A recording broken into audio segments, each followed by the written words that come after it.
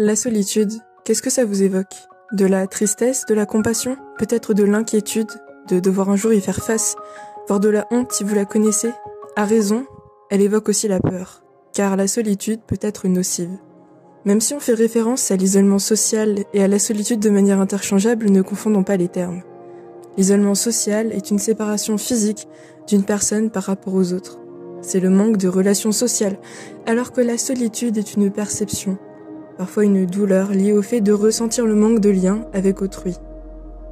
Alors naturellement, on peut avoir beaucoup de relations, mais souffrir de la solitude, ou connaître un isolement et ne pas en souffrir.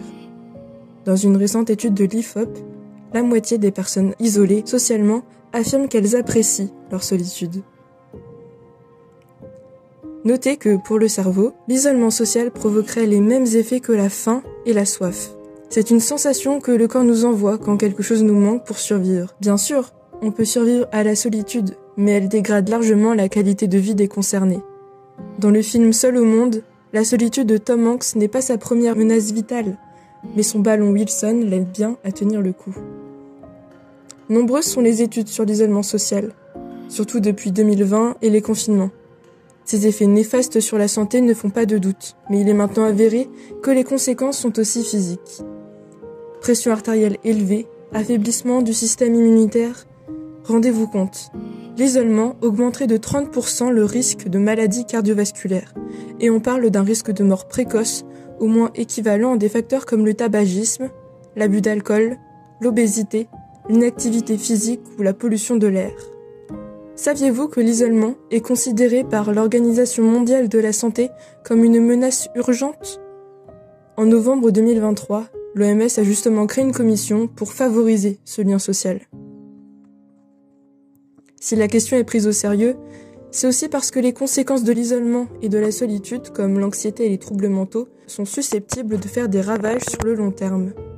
Pour les jeunes touchés, la réussite de leurs études est mise en péril. Pour les actifs, on peut imaginer une baisse de leur productivité. Alors, la question de la solitude ne peut être balayée d'un revers de la main si, à l'avenir, elle impacte l'économie des pays.